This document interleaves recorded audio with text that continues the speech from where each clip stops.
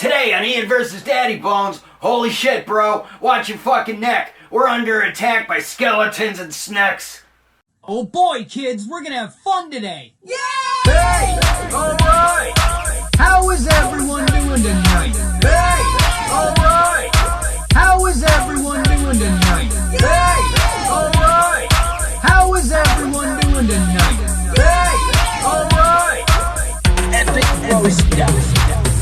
Welcome back! It's another exciting episode of Ian vs. Daddy Bones. I am Ian Daddy Bones. Happy fucking start to October, y'all. It is officially Halloween season, and I gotta tell you guys, I am super excited for everything I'm gonna be talking about this entire fucking month. But before we get started, I want to say what's up to everybody watching on YouTube and Facebook right now. Give a special high five and a nut dap to all the Patreon subscribers throwing me $1 to $5 a month for bonus content, getting your name in the credits, and if you level up to level 2, you get the Original Geeks podcast. Thank you to everybody watching in the show today. Another thing before we get started, I want to say what's up to the homies over at Gold Ribbon Media, and give a shout out to the homie Big Drew over at Big Drew Graphics for making this dope ass shirt for Gold Ribbon Media. But I want to tell all y'all to go check out Gold Ribbon Media right now, because now that we are officially tipped first into the month of October, they got some spooky shit going on over on their neck of the woods. They got some paranormal activity footage available, so you can go check out and see everything Gold Ribbon Media has going on right now. They go in on a ghost hunt, and the videos online, and it's even on my Facebook page if you want to go check that out. But today on the show, like I said, I've been looking forward to everything I'm going to talk about this month for like the past 30 days, because all this shit started showing up over the course of the past month, and everything's going to culminate with episode 50 of Ian vs. Daddy Bones. This is episode 47. So this is episode 47, but on episode 50, we're going to fucking celebrate the 1-year anniversary of Ian vs. Daddy Bones, and I am going to officially unbox and open up the Sniz Miz. Snake Mountain is officially in the house, and I am saving that exclusively for episode 50. And for those of y'all that just saw the front of the box, that shit's fucking gorgeous, and we're going to get into everything on all sides of that box on episode 50. But today on the show, like I said, we're under attack by skeletons and snacks, because it's all leading up to the unboxing and the assembly of Snake Mountain. So I'm going to have all sorts of scary shit related to Masters of the Universe Origins this month. Originally, this episode, I was going to talk about Scareglow, but when I had to move some shit around, like basically all my loose Origins figures, I kind of got them in a bin right now, and unfortunately Scareglow's all the way at the bottom.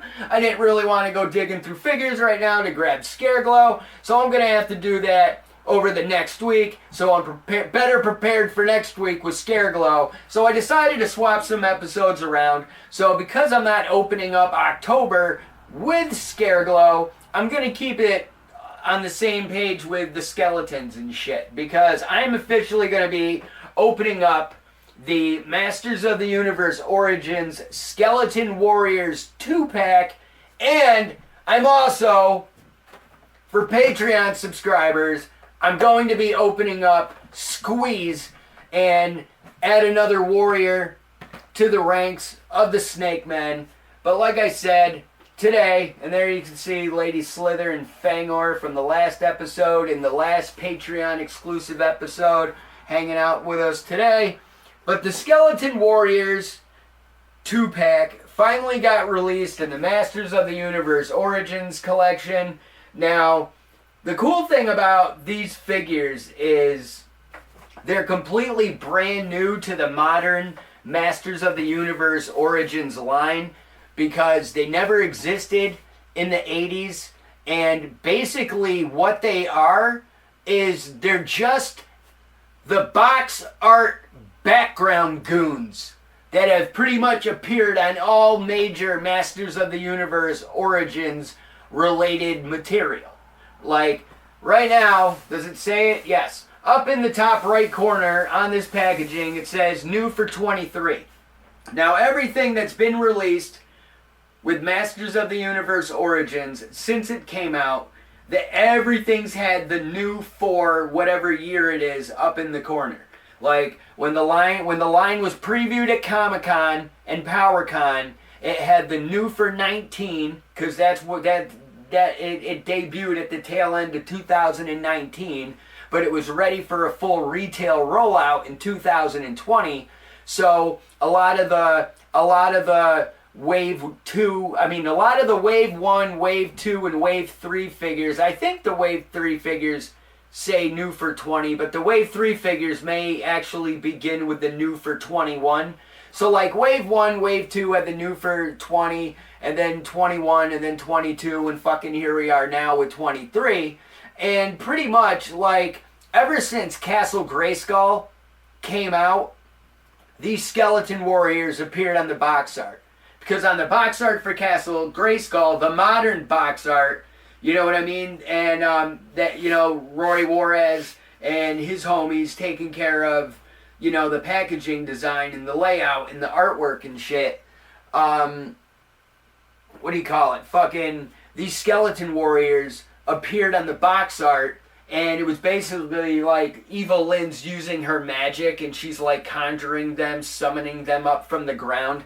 So she's using her magic to fucking command these undead warriors, and they basically just show up to be additional goons for He-Man and the Masters of the Universe to destroy. And it's one of those type of things where they just appear as a background character. Like they're not necessarily named, they're just called Skeleton Warriors. But it's just a cheap way for them to have extra goons show up just for the purpose of He-Man destroying bad guys. So it's kind of cool that after a couple of years, they finally decided to create these skeleton warriors. But the thing is, like, right now, it's the beginning of October 2023. Now, these were originally shown off for the first time in July of 2022. Because at the San Diego Comic-Con in 2022, when they first showed Eternia for the first time, they had that whole display set up with Eternia, and they had a bunch of the Masters of the Universe Origins figures. Basically, a lot of the 2021 figures to 2022 figures were being shown. So figures that were already out, or at the time new figures that just came out, were like in this case, combined with figures that they're showing off for the first time. Like Thunder Punch He-Man was shown for the first time. I believe Tongue Lasher was shown for the first time in that display. And they even had shit that's not available in stores in that display, because they had a Duplicat and a Faker 2-pack. I don't know if y'all are aware of this, but they did have a Battle Cat version of Faker that was released as a PowerCon exclusive for Masters of the Universe Origins. So it's like this blue version of Battle Cat, like this teal turquoise version of Battle Cat with like the orange armor, but it's got like pieces of his fur and his body's missing, showing the robotic skeleton underneath, kind of like the Terminator, and they gave him a cool name of Duplicat. So they had a Faker and Duplicat 2-pack, and it's not available in stores, and if you want to buy that shit, it's going to cost you a penny right now off like eBay and whatnot. But they were shown in the case, even though they're not being re-released. So the Skeleton Warriors, just like the Diabolical Snake Invasion, the Snake Warrior Goons that I'm going to be talking on another October episode of Ian vs. Daddy Bones. I'm going to be opening up that 4-pack. They were all these army build figures were shown in this display for Eternia, and it's one of those type of things where you're seeing this beautiful display so much shit is going on, even though nothing's moving. You know what I mean? Your eyes are moving and just looking around and soaking all this shit in. Because, you know, for me, like I said, like for me hosting this show, for me collecting this stuff, I'm looking at this fucking display, like looking at pictures of it online, and I'm even watching Pixel Dan do his video where he's talking about the Eternia setup, and my jaw's just on the floor like, oh my god, I can't believe they're coming out with Eternia. Oh, how much is it gonna fucking cost? And fucking 1 year later, here we are, we paid that shit off, so fuck yeah. But that's the thing, they showed off like all these new stuff that eventually has came out over the past year. Now at this point, everything that was in that Eternia case that was new at the time a year ago has all since been released, and people have pre-ordered it, paid it once it showed up, had it shipped, you know what I mean? So everybody has all their new arrivals right now that are collecting the brand. So everybody is all getting our new shit at once, and that's the thing, you know. It was, you know, with the way Masters of the Universe Origins is, like, for me, it's like a trip down memory lane, because I get to look back on all these great toys that I enjoyed as a child that unfortunately were stolen from me when I was 8 years old, you know what I mean?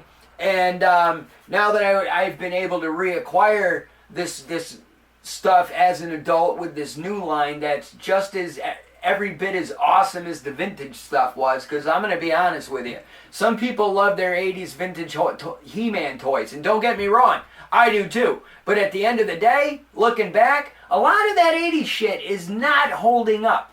Like the elastic on the fucking waist is like deteriorating, and some people have separated legs. You know what I mean? A lot of them are missing armor and accessories. Some of the paint has been fucking worn away on the head sculpts and shit. And, you know, a lot of people have their complete vintage toys, but there's a lot more incomplete pieces out there. And some people are trying to get, like, big money for, like, crap-ass looking old toys that just because you have an old He-Man doesn't mean it's really worth anything because of the condition it's in. You know what I mean? No one really gives a shit about that fucking Battle Armor He-Man that's got his fucking hair completely worn away to where it's matching the skin tone of the face, and his fucking leg elastics separated, so he looks like he's had both of his fucking legs severed. Like, nobody's gonna want to buy that. But yeah, looking back on the 80s, it's actually kind of funny, because with the toy lines like I was into and the different brands, and that's the thing, looking back on the 80s, there was so much fucking shit, like, to grab your attention, you know? And there were so many different cartoons, toy lines that were available in store that, unless, you know, you were one of those fucking super richies, spoiled dickheads whose parents got you everything, whether you were a fucking honor student or a fucking bully, you know what I mean? You had, like, everything and all these toys. So you'd see the kids at school that, oh, I got all the Transformers, I got all the Star Wars toys, I got all the Thundercats, I got all the G.I. Joes, I got Castle Grayskull, I got Eternia, I got the USS Flag, you know what I mean? And for, like, me, you know, it was like, pick one thing and that's what I'm going to stick with, you know what I mean? And thank God, like, I discovered Masters of the Universe as a kid, because it became one of my favorite fucking things at the time, from the age of, like, 3, 4, until I was, like, 5 to 6 years old, when I started watching wrestling. And then I had two favorite loves, you know? I had Masters of the Universe and I had WWF.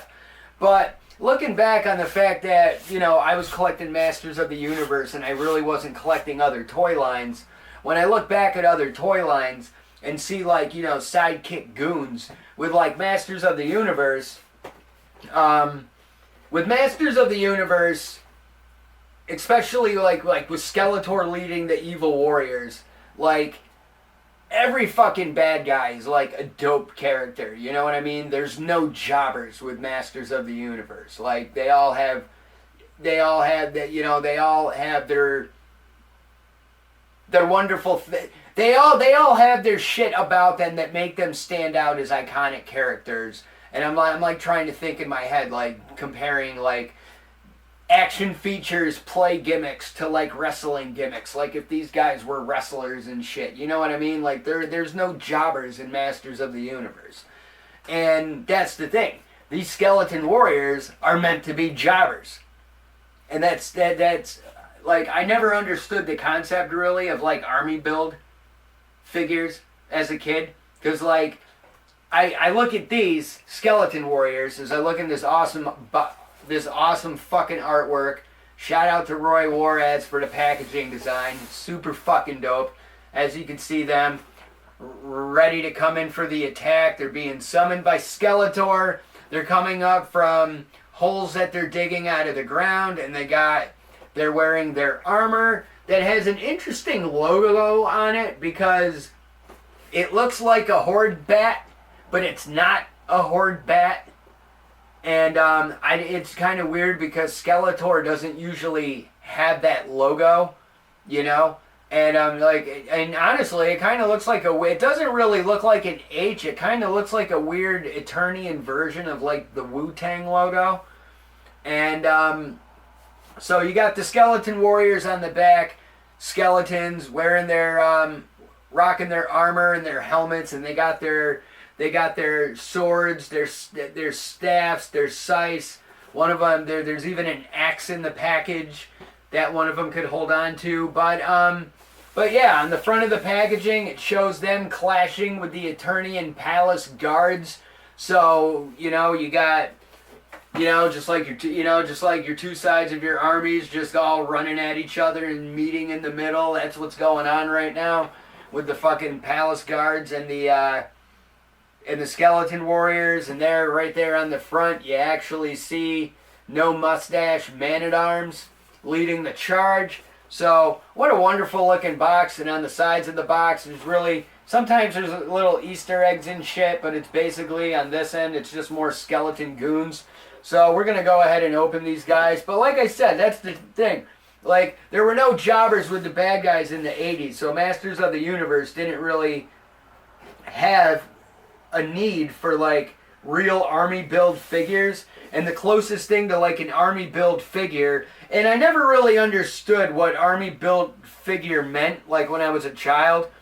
But it's basically having your parents buy you the same character or buying multiples of the same character to like build up an army.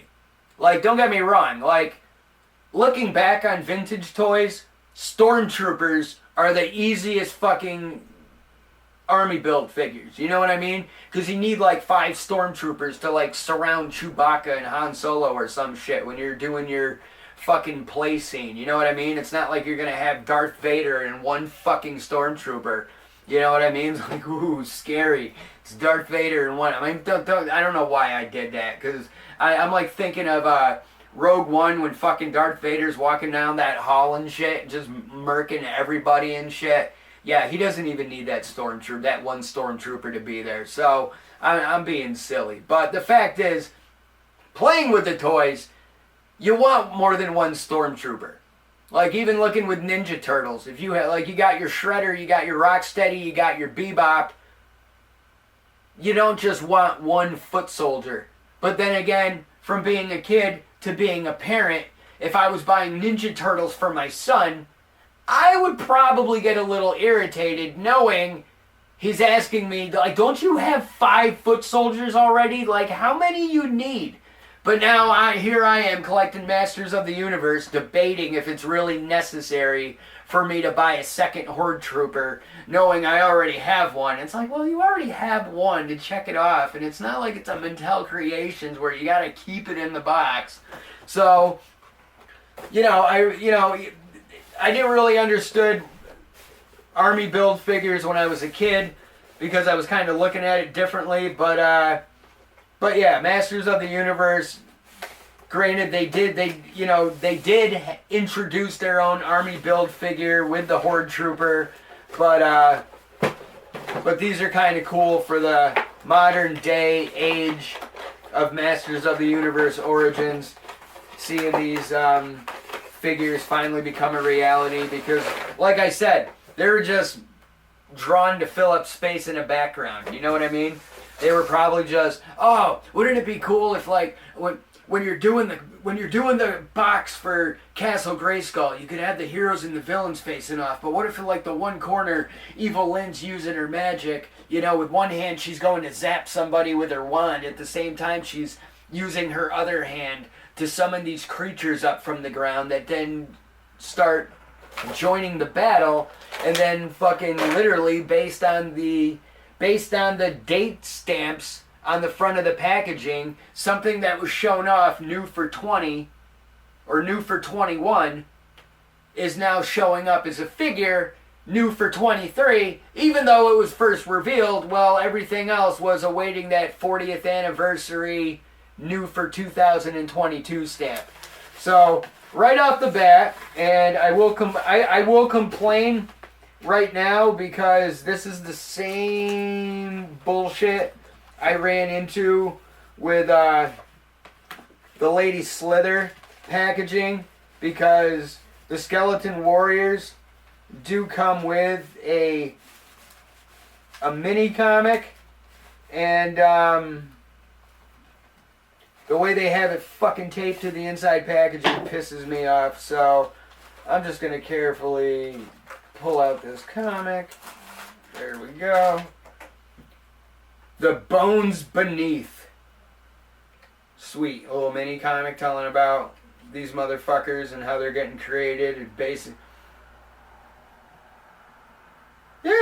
basically has a little backstory of like how they were like real knights and they were killed in battle over the years, and then Skeletor wound up summoning this undead army.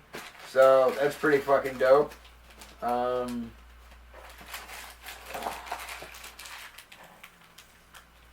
Alright, to me, that also pisses me off. Looking at this box right now, they have the mini comic in a bag, taped.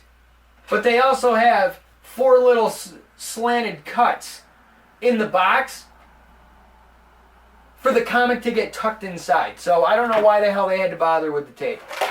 But there we go.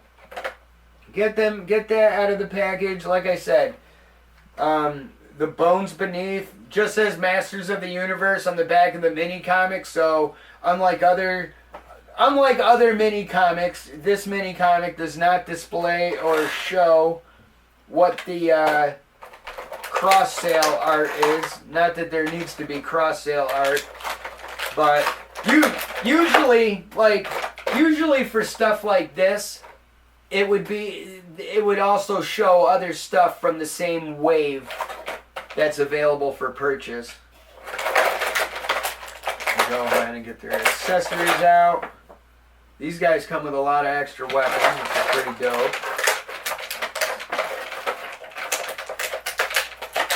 Generic weapons. I mean, like, I've seen, like, I got a green axe. Now, I'm not sure if this is the exact same axe that that Ram Man came with, but it looks similar. There's a green scythe. This also comes with Scareglow. This is a green version spear of what comes with Whiplash and Burger King Randy. And this is just a basic ass sword. I'll tell you right now, this sword in I believe this sword in brown comes with Wundar. And I know it does come with the Castle Grayskull weapons pack. Or the weapons rack for Castle Grayskull. Oh, and there's also a spiked ball mace. Somehow I must have missed it. Yeah, this is the same mace that comes with Pighead from the Rulers of the Sunwave. Yeah, let's go ahead and get these guys out. Let's see here. Is there anything fast holding them down? Do they have any plastic restraints? I do not see any. Alright. Yep, one goon out. other goon out. Let's check him out.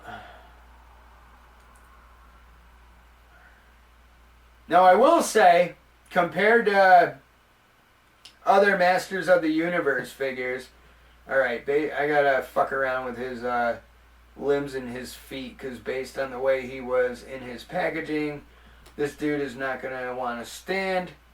So I gotta fuck around with him a bit. How are these hands going? Let's see here.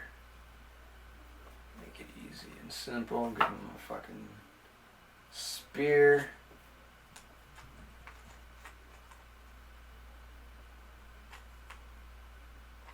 Alright.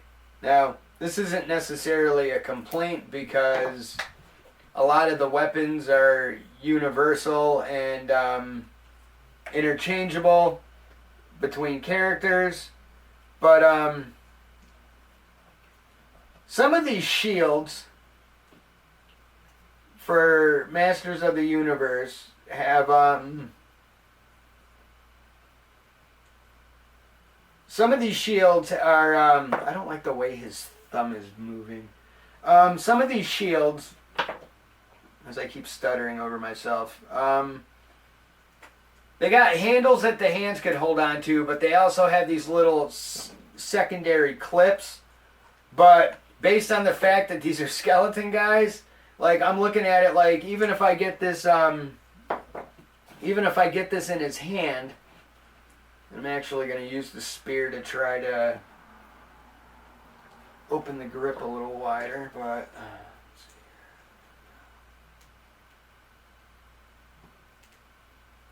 that does not want to fucking widen. That thumb is fucking weird. Anyway, the little clip, based on, like, even though Fangor is a snake man, as you can see, he's still got the Masters of the Universe, like, regular fucking bicep and forearm. So basically, if Fangor was to hold on to this clip would pop right over that fatty forearm, and it would fit and snap on. You'd hear it click, and it would secure in place. So it's too skinny to have that snap on in place. So I don't even know why they bothered including a shield, but I get it. They're guards, so sword, shield, sword, shield. I totally get that. But let's see here.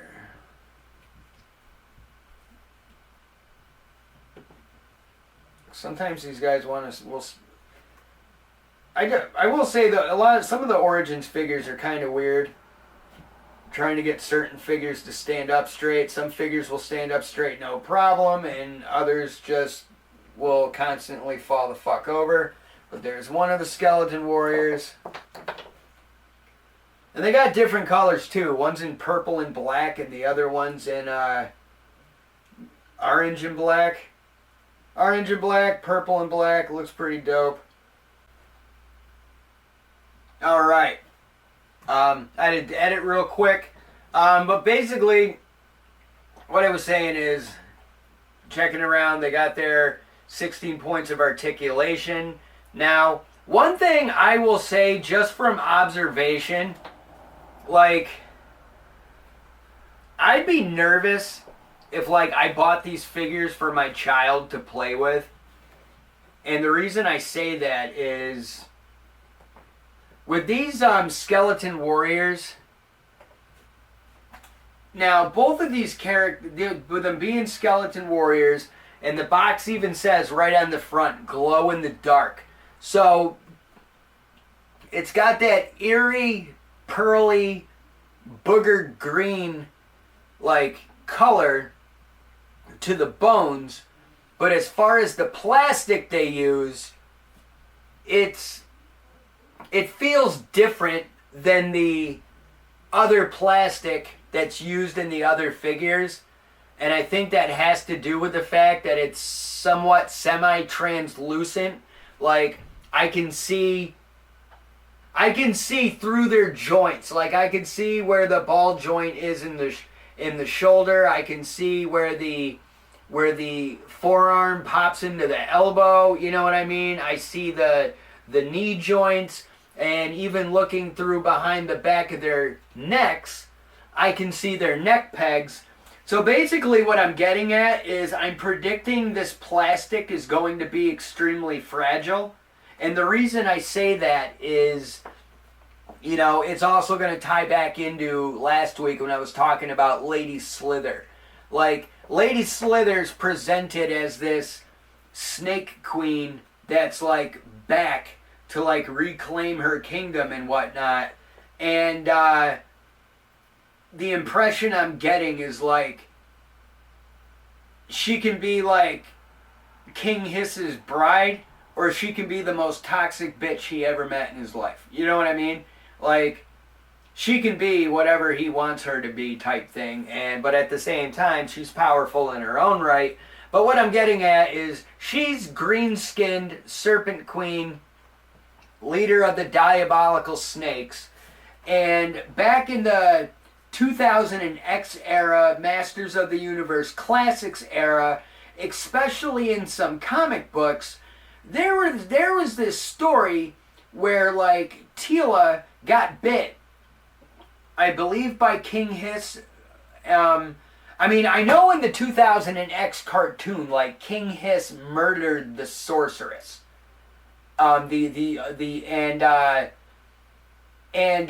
was gonna get dark. But I know during the comic book era after 2000 and X, the classics era, they came up with this green goddess character. Well, they found a way to go back to the green goddess character of the 80s, where originally you had the green goddess wearing the cobra armor, and then you had Teela, who in the beginning was depicted with long blonde hair before she had the Filmation short red hair that was like in a bun.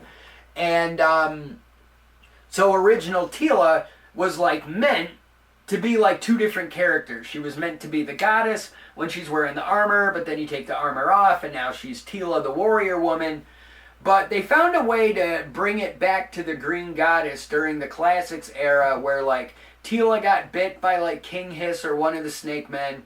Teela's skin wound up turning green, and it wound up having an effect with Teela because of she's the sorceress's daughter and whatnot, so it was something to do with that. But either way, the snake men saw green Teela and interpreted her as the resurrection of like the serpent goddess.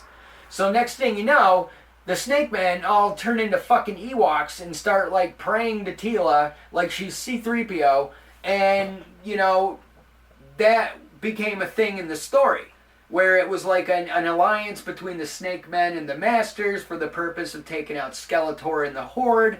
And you know, so there's like so many different side stories that in today's age of multiverses and variants and whatnot, it gives me a lot of rabbit holes to jump down to understand exactly what happened in different realities of Masters of the Universe. What I'm getting at is, in the classics era, they put out a green goddess figure, and it was the green goddess wearing the serpent armor and whatnot. But the thing is, her body, her green body, was like this translucent, different plastic. And the reason I'm bringing it up is from what I hear with a lot of collectors that have collected Masters of the Universe classics and have the green goddess figures. There are a lot of horror stories about the plastic being extremely brittle and fragile, to where a lot of these green goddess figures like cracked and snapped at the legs, and you know, it completely ruined the character. And now you have other characters that have their green goddess figure mint in box and don't have to worry about that. And I totally understand that. There's different types of collectors, but I'm looking at it like my Origins collection is loose right now. And what a great time to bring it up, because I want to give a special shout out and a high five to Little Daddy C, aka Corey DeMorier, because he helped me out Little Daddy C was selling 2 glass cabinets for like $100, and he posted it on Facebook, and nobody was really biting, and he dropped it down to $75, and I told him, hey man, I'm really interested in these glass cabinets, you know. I don't have the 75 to give you right now, you know, because, I mean, if I had a lot more people jumping on the Patreon, you know, I'd be able to grab them like right now instantly. But if you're willing to work with me, I could pay these off over like 2 or 3 weeks and grab them fucking cabinets. So he's like, yeah, no problem. That would be awesome. So he cut me a deal, and I wound up grabbing those glass cabinets. So that's where I plan on displaying my Origins collection. So these Skeleton Warriors, once I'm done with the show and take them home, they're gonna be added to the crate until I get these cabinets set up. I got some rearranging to do in my living room before that goes down. But yeah, definitely got glass cabinets on deck finally for my Origins, guys. So I'm basically gonna do Masters in one cabinet and Skeletor and Evil Warriors in the other. But at the same time, I'm also thinking, because I may dedicate certain shelves to different things, and I also had Ninja Turtles and some Super Mario Brothers, and I don't know. I think I may want to put that Pizza Fire van on one of those fucking shelves, but I haven't gotten that far. We'll get there once I get the cabinets built and all set up and shit. But seriously, Corey, thank you very much for your contribution to my collection, and I look forward to putting together those glass cabinets. But there you go, right there, the Masters of the Universe, Skeleton Warriors, Evil Army of Skeletor. Now, is there a description on the back? No, there's not. It's just the artwork. But yeah, like I said, fucking beautiful artwork, beautiful packaging design. What a fucking time to be in my 40s. You know what I mean? Seriously, bro, this is the best midlife crisis a guy could ever fucking ask for. I'm getting all these Masters of the Universe back. But yeah, that's gonna do it for this episode of the show. I want to thank everybody for tuning in today. Patreon subscribers, I'm gonna be opening up Squeeze, and if you want to watch me open up Squeeze, be a Patreon subscriber. It's easy. All you gotta do, click the little link up in the corner. Well, you gotta copy it or whatnot. Go in your browser and whatnot. I'm not that YouTube smart where you could just click on it and go right to the Patreon. Patreon.com/Ian versus Daddy Bones. You go there. You go to you go to subscribe and support. You pull out your debit card. You throw me $1. You throw me $5. Whatever you want to do. Just throw me something and help me grow the brand, help support the brand, because like I said, we are about to celebrate 1 year of the fucking show. And I have been having a blast doing this show, but the one thing that's seriously been stressing me the fuck out over doing the fucking show, I've been getting more support from strangers all over the fucking world, but when it comes to people I personally know in my hometown, suddenly they don't see my shit. Suddenly, their fingers don't work. Apparently, this finger works, but not this finger to click the share button. So, I'm getting more support from strangers around the world. But honestly, I'm a little salty at the fact that I've been doing this for almost a year, and there's at least 30 people that I know that could be supporting the brand, whose names could be in the credits at the end of the episode. But for everybody whose names are in the credits in the episode, thank you very much. I appreciate each and every one of you.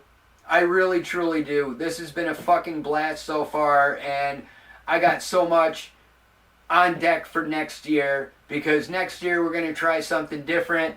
Next year we're going to be going live a lot more. Next year I'm going to be doing a hell of a lot. I'm going to be focusing on Lego builds. I'm going to be buying my daughter some more Bluey shit. So, if you want to help me buy my daughter some dope-ass toys, by all means, go to the Patreon, support the brand, and it's not just Ian versus Daddy Bones. For those of y'all that have been watching the show, especially since January, y'all have known about the battle I've been having with my furnace all year. The furnace finally fucking died at the tail end of, it was basically like 2 weeks before spring started. My fucking furnace died for the last time. I finally got my new furnace delivered on Friday. That was $1,800. I needed to pay that shit off. So patreon.com/Ian versus Daddy Bones. And at some point, I'm going to need to be upgrading my laptop so I can continue on with Ian versus Daddy Bones. So that's definitely a new goal for the show with the Patreon now that Eternia has been paid off. And speaking of paying off Eternia, one more thing before I get out of here. New York City Comic Con starts October 12th. October 12th, Masters of the Universe, Mattel is going to officially announce the brand new crowdfund, which a lot of people are predicting and assuming is going to be the Snake Layer. I hope the fuck it is. I hope it's a $250 low-end crowdfund. I hope they don't get greedy with this shit and try to make it another $500 jump off, because I'm lucky I got Eternia, but if it's another $500 crowdfund, I don't think my wife's going to be too happy if I jump on the $500 one, but I do know if it's $250, I already did the math and it's totally doable. But until next time, cheers, Pete! Where will I be when I run out of luck? Get hit by a truck or get stuck on the railroad tracks. When shit goes amok and life starts to suck, you're stuck cause you never go. Where will I be when I run out of luck? Get hit by a truck or get stuck on the railroad tracks. When shit goes amok and life starts to suck, you're stuck cause you never go back. You can't hide and you can't pretend, cause I'll punch you out like Wendy and Glenn. Some things you learn in the school you attend, but the things that I say you can't comprehend. I ain't no hippie and I ain't no punk. I don't smoke crack and I don't do junk. I'll just sit down and smoke a fat bong, pull out my guitar and sing a fast song. There's your motherfucking American Idol, putting $2 a gallon down the gas hole. 10 million votes for the next asshole. I'll just put on my engineer's hat, sit back and relax while we speed down the tracks. I'll read the book just to spit out the facts. Where will I be when I run out of luck? Get hit by a truck or get stuck on the railroad tracks. When shit goes amok and life starts to suck, you're stuck cause you never go back. Where will I be when I run out of luck? Get hit by a truck or get stuck on the railroad tracks. When shit goes amok and life starts to suck, you're stuck cause you never go back. Where will I be when I run out of luck? Get hit by a truck or get stuck on the railroad tracks. When shit goes amok and life starts to suck, get stuck cause you never go. Where will I be when I run out of luck? Get hit by a truck or get stuck on the railroad tracks. When shit goes amok and life starts to suck, you're stuck cause you never go back. Sneak up your driveway all calm and collective, tripping balls like an underground detective. Need some new shit but my funds are running low. I spend it on weed, shrooms, beer and blow. Living life like a cartoon, just flipping the page as I'm staring down the barrel of a 12 gauge. Shotty to the body and it's got me open, shaking so bad, think my legs are broken. I'm choking on the smoke and coughing up the shot, waking up from a dream. These drugs are high. Chasing strychnine with kind and beer with whiskey. Sing a lullaby and I'm sorry you missed me.